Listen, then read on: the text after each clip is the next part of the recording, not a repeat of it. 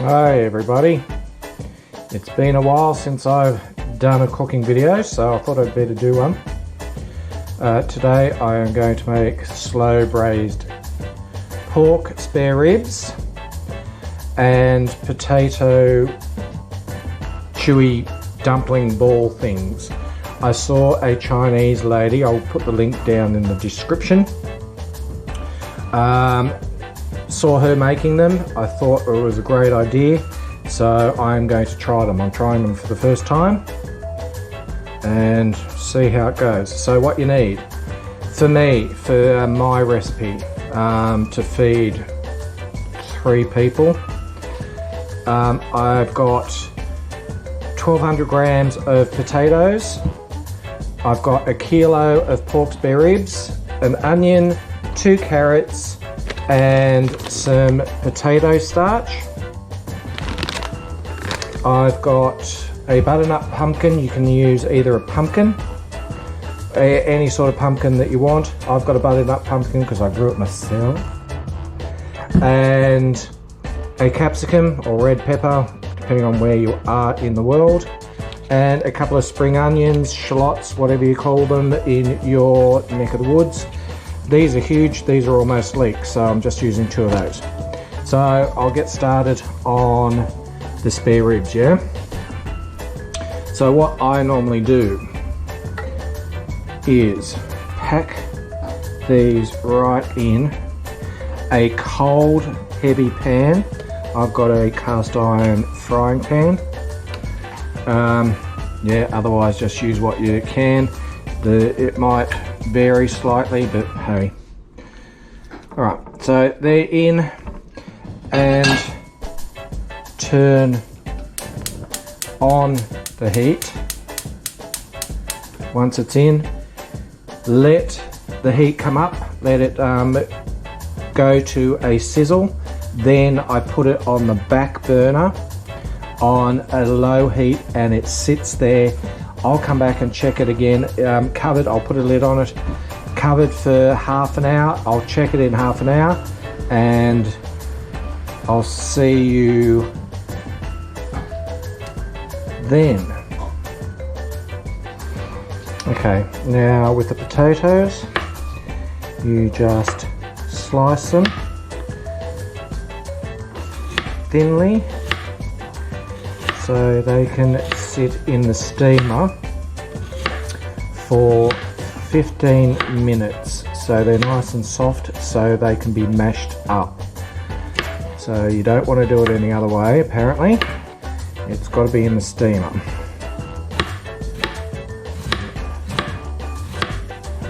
And I was lucky that I've got waxy potatoes.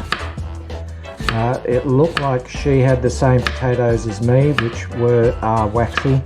So I'd recommend using the same potatoes, waxy potatoes, because I think the floury ones mightn't work because they're supposed to be all rubbery and chewy and soft. So stick with waxy potatoes.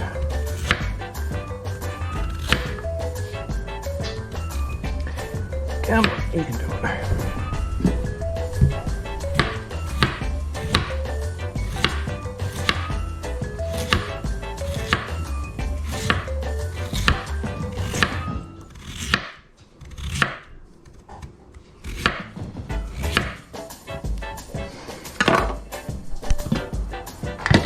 Right here, gorgeous Tefal steamer.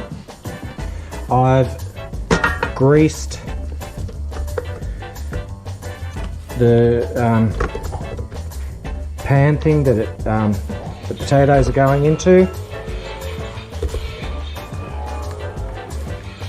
so they don't stick. They probably won't because they're in the steamer, but hey. Because I'm using so much, she was using 400 grams of potatoes, I'm using 1200. If they're not fully cooked properly in 15 minutes, just leave it for another few minutes until they're cooked properly. So turn on my steamer, put it on for 15, and it's done. In the meantime, you can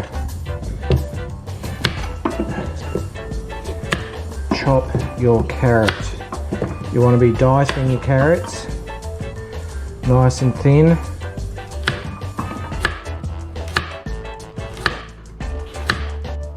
Because the diced carrots going into the potato, so you don't want them very thick, otherwise you'll have big giant chunks of carrot in potato balls.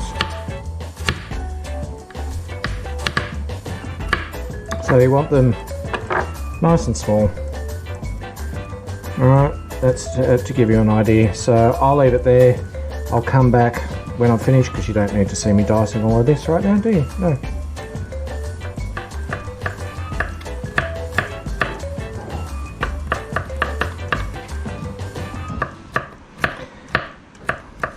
Now, the lady, unfortunately I can't say her name because I have absolutely no idea how to even try to pronounce it.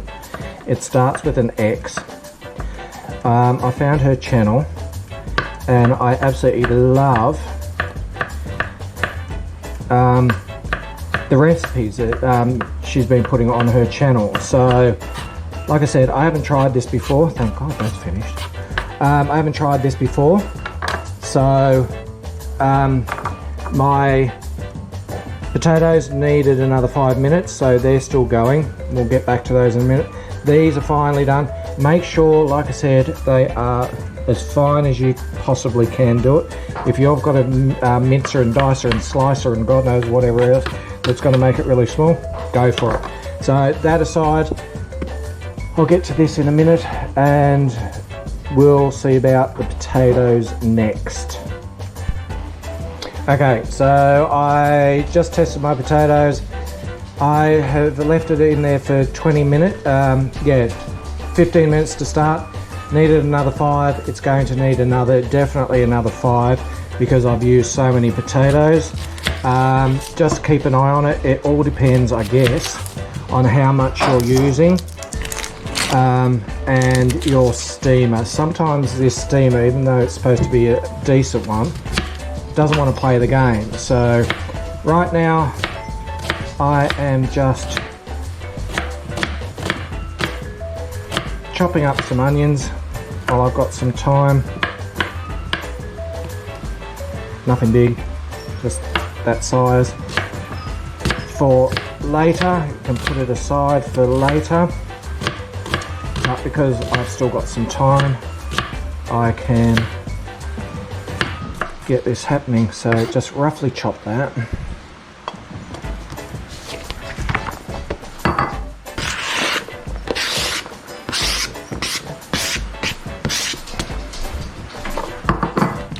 And the capsicum, red pepper, again, just roughly chop. I'm using a medium size one. Once I've done this, potatoes are almost there. I'll go and show you what's happening with my pork. I haven't touched the pork at all. Okay, so let's see how we are. There's my pork there. It's doing its own thing. Won't need to touch it again for another half an hour. It's slowly braising. The lowest setting that you can on your pan is better. And all that juice will all be incorporated and reduced, and we'll get back to that later.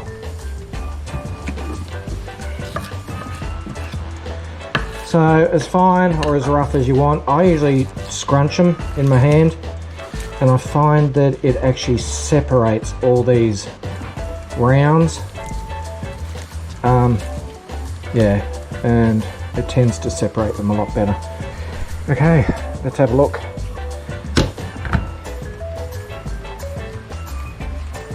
Much better, much better.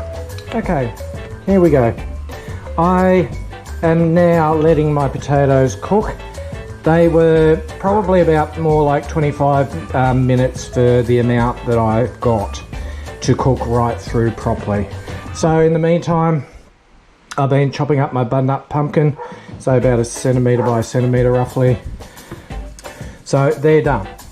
So what I need to do next, oh, actually mash them. Sorry. So the lady used a stick. I'm using the wooden handle off my ladle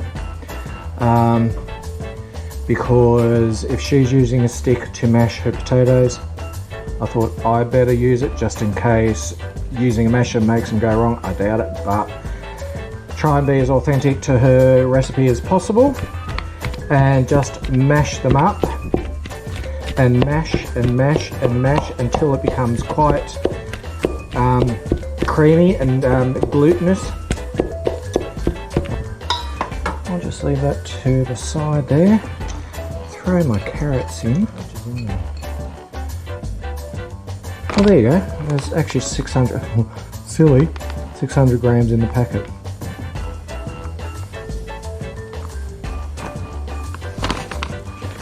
Okay, there's a little bit more than that, my goodness. The lady on the video said add slowly, bit at a time, so slow obviously to incorporate it. Gosh, I've made a lot. I'm going to be eating balls for a month. Not this needs to be quite a stiff dough. If it's too wet, just put a bit more flour into it. And yeah, this is working out nice. It's actually looking, there's a bit of a lump, but it doesn't matter. It's actually looking like hers. Okay, folks, I have finished mixing.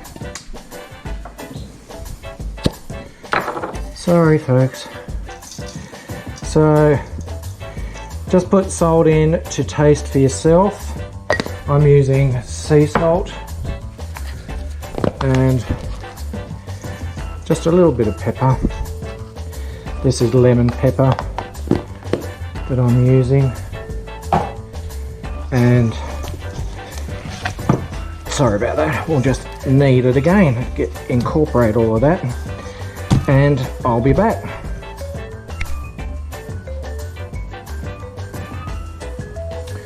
Okay, so these are left for 10 minutes to do their thing. I will keep rolling out balls. I have got pretty much 2 more of these pots, the amount to steam. I've had to put these on another 5 minutes because I don't think that they were cooked enough. They're actually swelling a lot bigger than what hers were. I don't think mine were actually yolk size. Right, folks, my time is gone. And these are looking like what hers did, almost gelatinous. Let's see if I can get them out okay.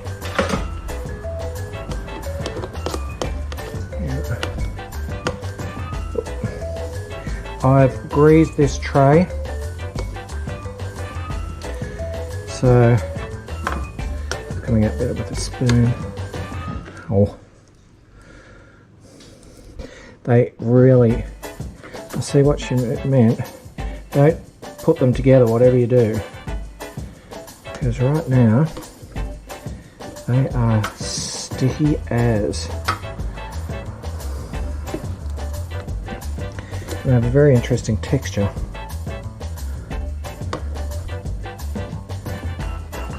They're hot, hot, hot, hot, hot. No, don't touch each other.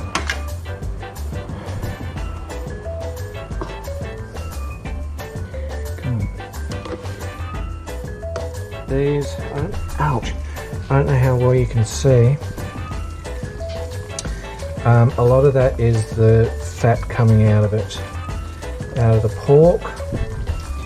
So that's when I know that it's all rendering down nice. All right, next.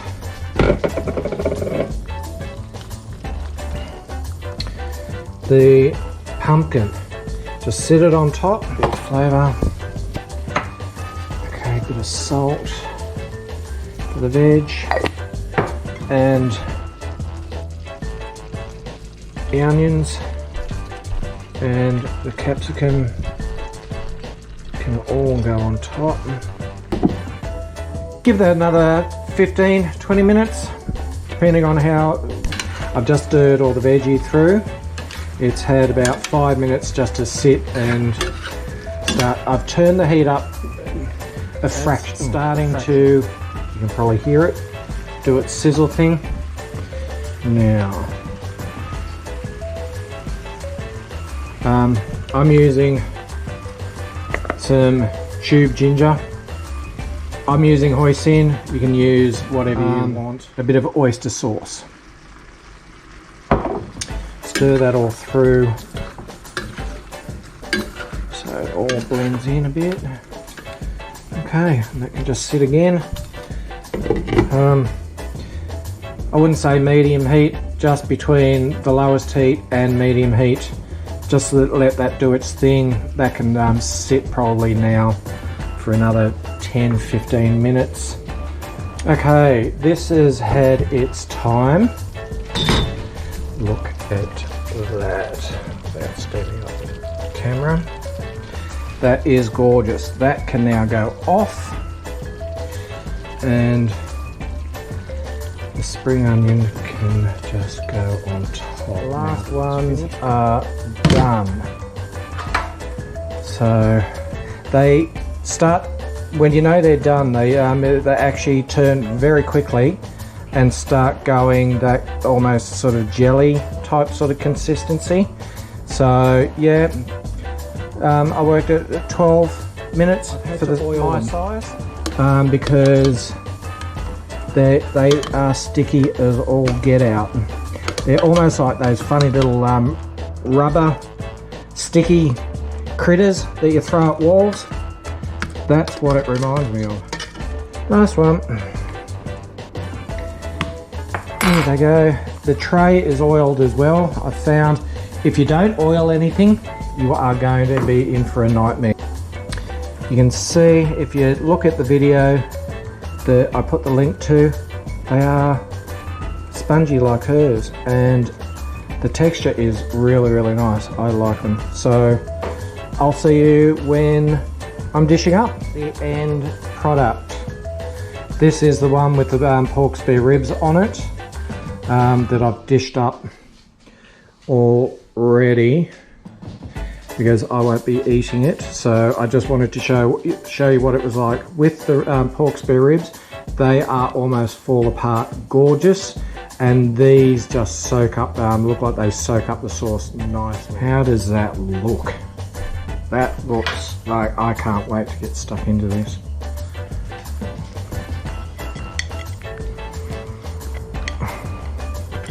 They are really rubbery. Okay, let me taste it. Hello, what are you doing? Hello?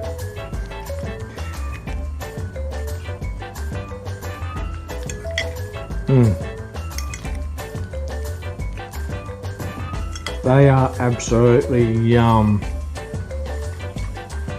They have worked, come out pretty much like she showed on the video. I'd recommend this, go for it. I'm going to try other recipes for you and see how they turn out. And yeah, enjoy guys. See you next time.